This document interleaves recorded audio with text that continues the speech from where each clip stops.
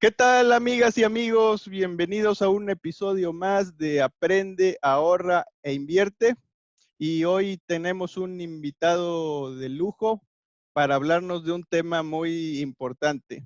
Como antecedente, puedo decir que nuestro invitado de hoy, pues tiene toda su vida en los medios, en los contenidos, ha sido reportero, presentador, director de medios y bueno, él generalmente le toca entrevistar, pero hoy vamos a girar un poco los papeles y me da mucho gusto recibir a Luis Padua. ¿Cómo estás, Luis? Hola, Mauricio de Medina. Muy contento de estar aquí platicando contigo, encantado. Y gracias por la invitación, mano. No, pues gracias a ti y bueno, como la mayoría de las personas que escuchan este episodio, estos programas, están enfocados un poco a las finanzas personales, en las inversiones, pero yo quería tocar un punto que a veces no se menciona y es la importancia de los contenidos y de cómo dosificarlos, de cómo hacer un buen uso de ellos, porque como tú bien sabes, hoy en día con los celulares, con tantas redes sociales, y donde ya parte de nuestros hábitos son el acceso inmediato a la información, pues se vuelve crucial usarlos de manera pues moderada o no sé cuál término sea el correcto, ¿verdad? Y yo quisiera preguntarte, ¿qué beneficios ves tú de tener acceso a la información en tiempo real como hoy se tiene? Creo que es una gran pregunta, Mauricio, porque como bien dices, y bueno, ustedes que son expertos en el tema financiero sabrán mucho mejor que yo que la gente toma decisiones con base en la información que tiene, en los datos que posee, y no solo en los datos, ¿no? Sino en todo el marco eh, conceptual que cada quien tiene. Vamos, nosotros actuamos con base en lo que sabemos y eso aplica para todo, ¿verdad? Y eso que podemos llamar lo que sabemos es pues la acumulación en nuestra mente, en nuestra memoria de experiencias, datos, opiniones, etcétera, ¿verdad? Entonces, el hecho de que hoy las redes que nos llevan tanta información estén tan abiertas, a mí me parece que es un tema interesantísimo porque tiene un lado positivo y un lado negativo. Y el lado positivo es el acceso a tanta información y también la posibilidad de que tanta gente pueda subir información. Pero eso mismo lo hace complicado. Podría yo decir, lo hace una especie de selva también, ¿no? Las redes, el entorno digital es también como una selva, porque se mete de todo, aparece de todo, hay peligros como en la selva, y esto a lo que nos lleva es a que si de repente estemos sobreinformados, y no sé si la palabra información sea ahí la más correcta, pero estamos llenos de datos, y no siempre son datos verificados, muchas veces es información incluso malintencionada, y esto ha planteado toda una nueva dinámica en relación a la información. De este esquema que teníamos antes de medios de comunicación que tenían un oficio o una tarea de verificar la información, el periodismo tradicional que consiste en pues, hacer un trabajo profesional con respecto a los datos, verificarlos, ir a investigarlos, etcétera. En el entorno digital hoy en día, es mucho más complejo y abunda la información que puede ser incorrecta y no solo eso, sino que también puede ser tendenciosa, ¿no? Porque también ahí se meten muchísimos intereses, cosa que siempre ha existido en relación a la Ujú, información, ¿verdad? Hay que ujú. reconocerlo, pero ahora se vuelve más amplio y más complejo en las redes. Entonces, creo que plantea un problema que nos lleva a que como ciudadanos sepamos manejar mejor y entender mejor y traer algunas herramientas con respecto a las redes que tenemos a nuestro alrededor, ¿no? Mencionaste lo de un nuevo cambio en los contenidos, en las plataformas tan diversas, en Sí. checar las fuentes, en todos estos, que puede representar inclusive un peligro si no, pues si no se valida cierta información, ¿sí? y eso nos habla de que hoy en día una persona con un celular, con acceso a Internet, pues puede convertirse en un reportero casi, ¿no? Claro, Y si claro. tiene muchos contactos en sus redes, pues inclusive puede moldear las opiniones de un determinado grupo o segmento de personas. ¿Esto podría representar un peligro? Sí, por supuesto, por supuesto. Y creo, Mauricio, que el peligro este hay que de entrada conocerlo, simplemente entender que pues ahora estamos en una arena más grande donde, pues, como decíamos, se mete cualquiera y con cualquier intención. Entonces, ¿qué hacer? ¿Cómo navegar en un mar tan complicado? Yo lo primero que recomendaría sería, por supuesto, eh, empezar a conocer cuáles son las fuentes que a nosotros nos dan confianza y cómo podemos distinguir o generar esta confianza. Pues empezar a validar que lo que nos vienen diciendo se corrobora con la realidad, ¿no? Si tú ves alguna fuente que de entrada, pues ya una vez te falló o dijo una cosa que era falsa, como tanta gente que de repente sube un video y resulta que el video era de hace 3 años, creyendo que era del momento, ¿no? Ayer me tocó ver un video de una periodista que está hablando de un programa que tuvo que cancelar, no podía salir al aire porque Denis Merker, ¿no? Que porque sus reporteros estaban secuestrados. Eso ocurrió en el 2010.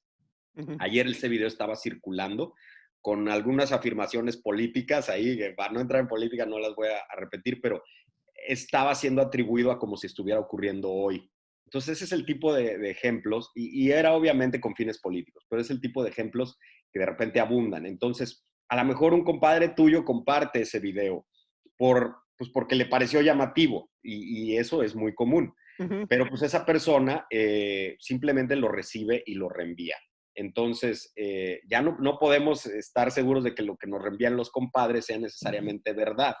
Y luego no tenemos a veces las herramientas para investigar esas cosas. Entonces, medios de comunicación acreditados que para nosotros sean confiables, que durante mucho tiempo hayamos determinado que nos, eh, que nos satisfacen, pues que vemos que son, que hacen un trabajo profesional, pues es donde hay que recurrir, ahí hay donde acudir para validar estas informaciones, ¿no? Ser profesional en el mundo de los medios donde pues tienes que ir a la fuente, validar y volver a validar antes de colocar una noticia, hace que pase un determinado lapso, ¿no? O sea, hacer todo ese compendio de actividades pues lleva tiempo, Claro, lleva trabajo, claro, ¿sí? claro. Eh, pero en ese lapso donde el consumidor de noticias, quiere todo inmediato, pues se puede perder un tiempo valioso cuando un profesional está trabajando todo este proceso. Sí, Y esto podría orillar a veces a querer lanzar una noticia, eh, pues porque a lo mejor tenemos la primicia y los consumidores me están exigiendo que, pues, que ya libere, porque si no alguien más lo va a hacer. ¿Cómo esta industria podría lidiar con eso, no? Tú que eh, estás al frente de todo esto, es todo cómo se un tema. lidia? Es Ujú. todo un tema, Mauricio, y es problemático para los medios. No creas que se tiene una solución tan sencilla. Sin embargo, pues también ya se van desarrollando métodos vamos, los medios han tenido que aprender a lidiar con esto y crear ya sus estrategias. Y te pongo un ejemplo. Hace poquito eh, estaba todo el rumor del fallecimiento del líder norcoreano, ¿no? Ujú. Y entonces salen por ahí, hay expresiones de funcionarios estadounidenses que dicen que se encuentra muy delicado de salud, que probablemente ya falleció. Y de repente corren versiones en las redes también de que ya había muerto.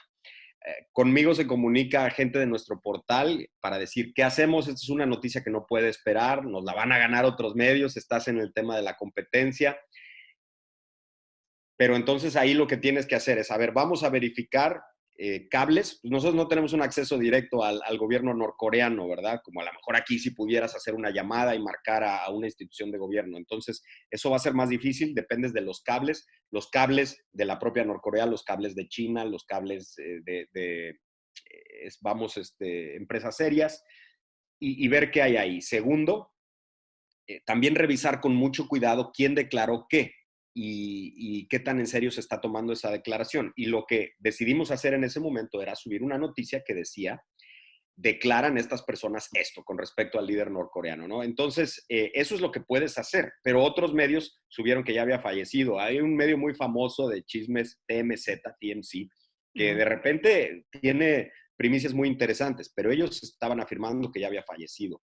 Pero no puedes depender de TMC para una noticia así porque sabes que es un medio hasta cierto punto amarillista, ¿no? Y que busca mucho tráfico. Entonces, repito, pues es ahí donde como medio tú tienes que saber que sí, que no, checar las agencias informativas a las cuales estás suscrito, por ejemplo, una agencia como Xinhua de China, pues tú sabes que esa noticia, si no la ha verificado, muy probablemente no sea cierta. Pero bueno, para una persona, un ciudadano, pues a lo mejor no tiene contratados estos cables y lo que yo recomendaría es acudir a los medios serios, a los cuales, insisto, con los cuales ha confiado durante un tiempo, ¿no? Hablaste del amarillismo. A veces pareciera que el mundo siempre está en problemas, ¿no? Eso siempre va, el mundo Sí, está lleno de obstáculos, pero sí. pareciera que las noticias negativas pues venden más que las positivas, ¿no? Y a veces ya en la práctica, en la cuestión de los mercados financieros, a veces se resalta más un tema adverso que a veces los temas que positivos, ¿sí? Porque también hay temas positivos que igual podrían tener el mismo espacio, voy a decirle así, que las noticias adversas. ¿Y tú a qué se debe ese punto de que las noticias negativas se difundan más, se hablen más, tengan un mayor impacto? Es buenísimo este tema, me encanta. Creo que es una cosa natural de entrada, ¿no? Siempre tiene cierto atractivo lo negativo y lo problemático. Uno tiende a contar más las tragedias de las que se entera que las buenas noticias que son a veces más cotidianas. Pero bueno, déjame responder de Mauricio con una respuesta que le atribuyen al Dalai Lama mucho, que dicen que una vez le preguntaron que qué opinaba de que los medios están tan llenos de malas noticias, ¿no? Y que si eso no, pues también hace, le complica a la gente, le hace algún efecto dañino. Y él contestó, lo cual me parece muy interesante, él contestó que es natural en una sociedad que las noticias sean las malas noticias, porque son las que se salen de la normalidad. O sea, cuando tú estás teniendo un día normal y todo lo que ocurre en tu día, difícilmente lo platicas porque corresponde a la normalidad. Cuando la normalidad se rompe y ocurre algo extraño, generalmente un problema o negativo, entonces se vuelve un tema de conversación y se vuelve algo que necesitas comunicar ya sea para resolverlo, para alertar a otras personas. Entonces, el Dalai Lama decía, preocúpense cuando todas las noticias sean positivas, porque entonces quiere decir que nuestra vida va tan mal que necesitamos entonces alimentarnos de puras cosas buenas para distraernos o olvidarnos de esta tragedia. Dice, es un reflejo de que nuestra vida en general domina lo bueno y lo que nos sorprende es lo malo, ¿no? Esa era su conclusión. Y creo que esa es un poco la dinámica de las noticias.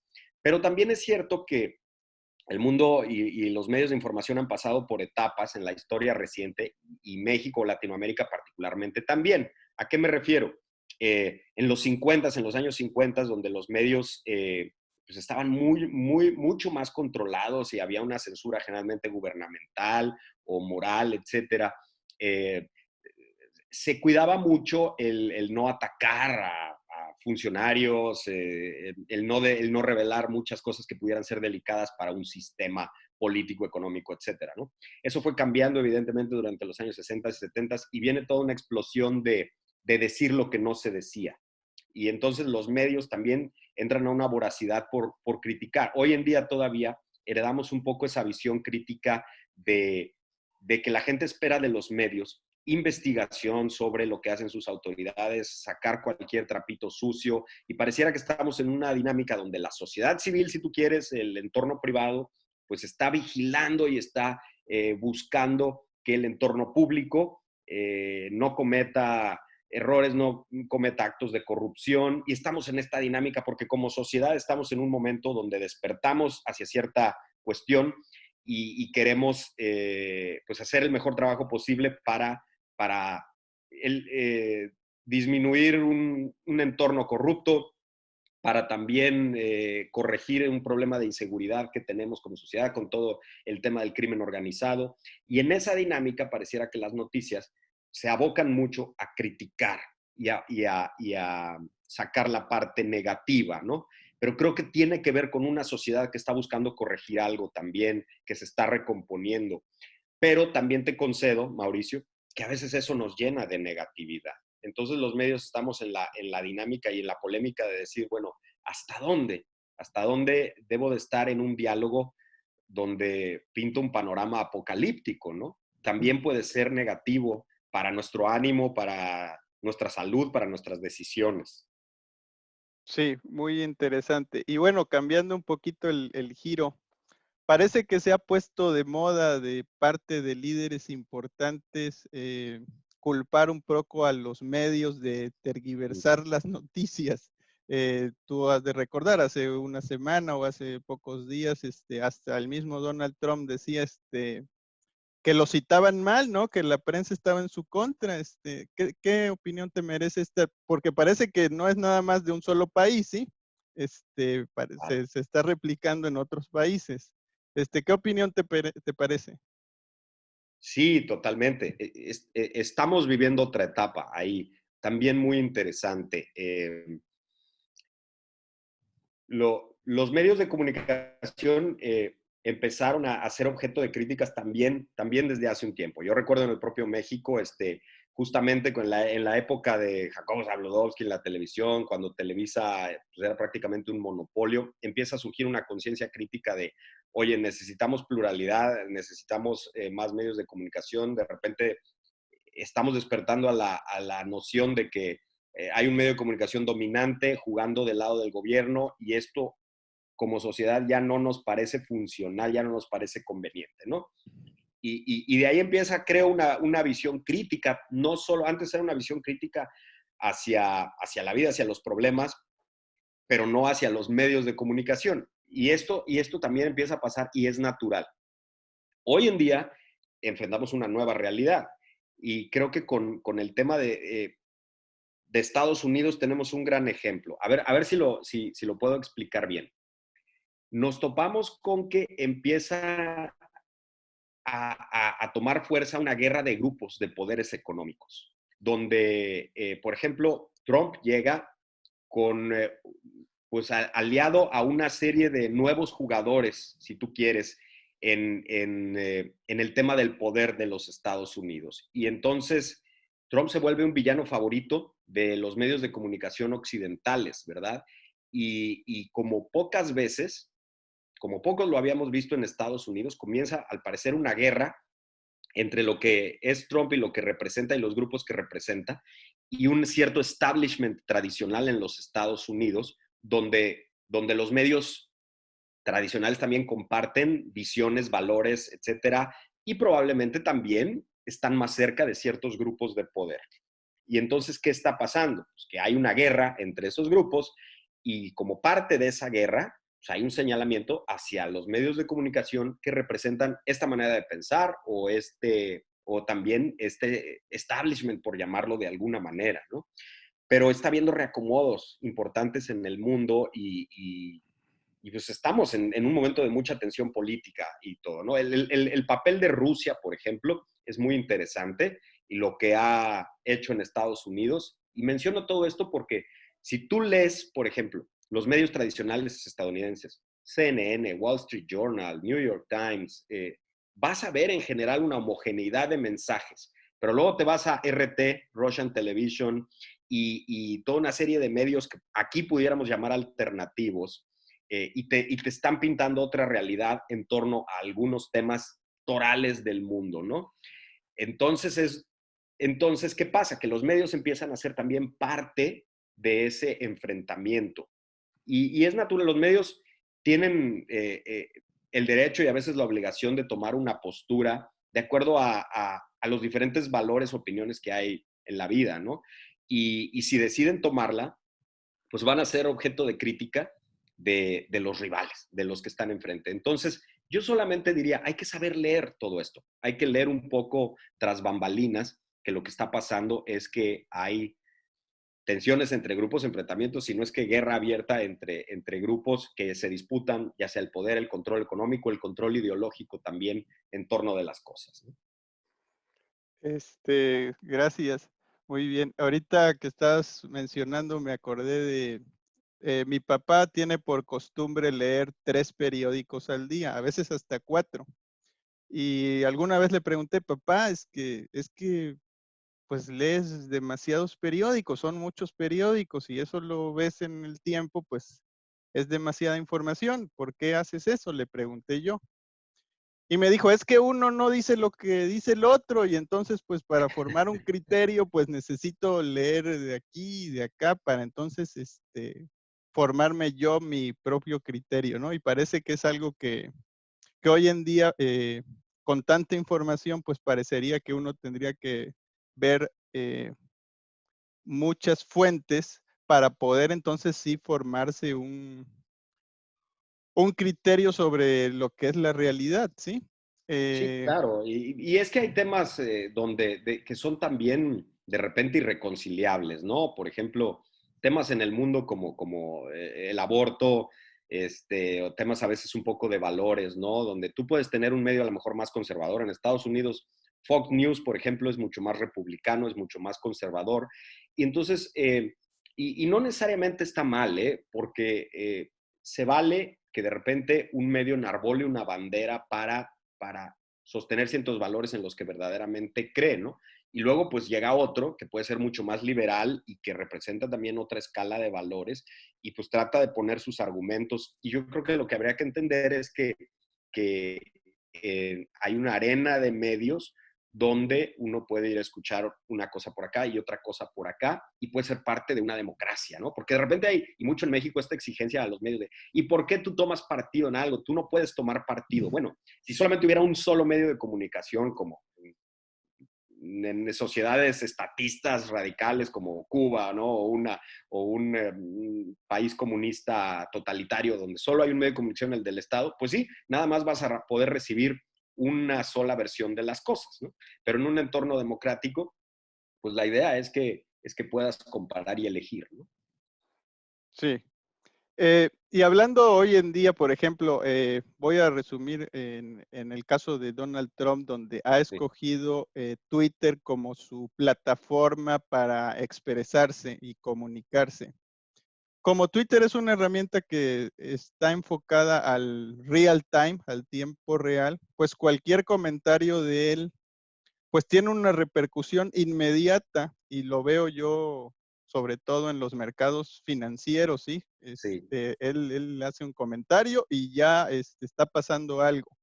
Inclusive hoy en día tenemos plataformas de paga, de suscripción, que ya están incorporando información de las redes sociales, sí, si hay mucha palabra guerra, si hay enfermedad, y todo esto crea un trending pues ya el movimiento es en milisegundos de que ya se están moviendo los mercados, ¿no? Y es muy difícil para una persona, inclusive a veces saber el origen de por qué se están moviendo los mercados eh, de cierta manera, ¿no? Y tratar de encontrar entre un mar de noticias la razón, pues se vuelve una tarea a veces ya eh, poco útil, ¿sí? Querer encontrar la sí, razón de los movimientos, ¿sí? ¿Te imaginaste sí. tú alguna vez un mundo tan interconectado? Creo que no, Mauricio. Nadie podríamos haber visto este escenario, ¿qué te diré? Hace unos 20, 30 años, ¿verdad? Vamos, todas estas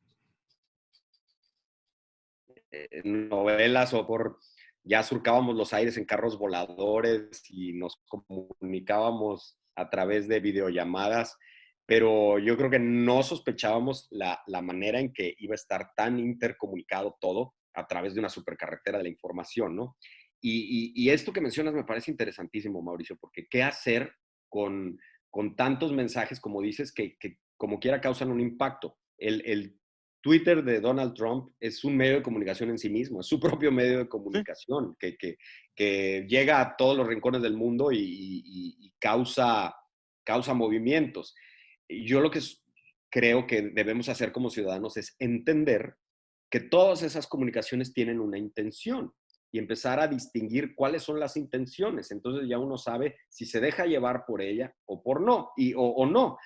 Pero también no podremos ser ingenuos de entender también que como quiera van a causar un efecto, ¿verdad? Y que hay que calcular ese efecto seguramente para nuestras propias decisiones, porque si bien podemos descubrir que traen una intención y decir, bueno, yo no me voy a ganchar en esa intención, entender que como quiera va a generar una reacción y que eso pues va a generar un entorno que puede ser para mí perjudicial o benéfico, ¿verdad?